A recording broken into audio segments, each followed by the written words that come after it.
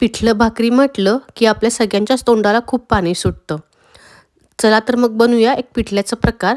पण हे पिठलं नेहमीचं बेसनाच्या पिठाचं पिठलं नसून पारंपरिक पद्धतीनं बनवलेलं वाटल्या डाळीचं पिठलं आहे. नमस्कार, स्पाइस हार्मोनी चॅनलमध्ये आपलं सगळ्यांचं स्वागत आहे. मी येथे 1 वाटी हरभरा डाळ 2 वेळा पाण्याने स्वच्छ धुवून घेतलेली आहे. आता आपल्याला ही डाळ साधारणपणे 3 ते 4 तास भिजत ठेवायची आहे. 4 तासानंतर आपली डाळ चांगली भिजलेली आहे. भिजून चांगली फुगलेली आहे. आता याच्यातलं आपल्याला पाणी काढून टाकायचं आहे. आता याच्यामध्ये 2 ते 3 लसणाच्या पाकळ्या, 3 हिरव्या मिरच्या आणि थोडे जिरे घालून आपल्याला हे मिक्सरमधून जाडसर वाटून घ्यायचं आहे. खूप बारीक पेस्ट करायची नाही आहे.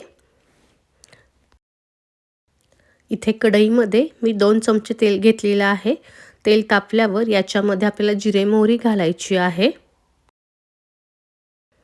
जिरे मोहरी चांगले तडतडल्यानंतर याच्यामध्ये आपल्याला थोडीशी हळद, कढीपत्ता आणि थोडासा हिंग घालायचा आहे आणि एकदा परतून घ्यायचं आहे. नंतर याच्यामध्ये आपण जी वाटून घेतलेली डाळ आहे ती घालायची आहे. आता याच्यामध्ये आपल्याला चवीनुसार मीठ आणि थोडीशी साखर घालायची आहे. तुम्हाला साखर आवडत नसेल तर तुम्ही ती स्किप करू शकता. आता हे सगळं व्यवस्थित हलवून घ्यायचं आहे आणि याच्यावर झाकण ठेवून आपल्याला याची एक वाफ काढून घ्यायची आहे. गॅसची फ्लेम आपल्याला लो ठेवायची आहे.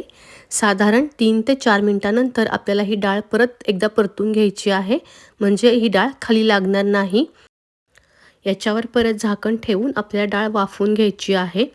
आपली डाळ अशी मोकळी होईपर्यंत आपल्याला वाफवून घ्यायची आहे.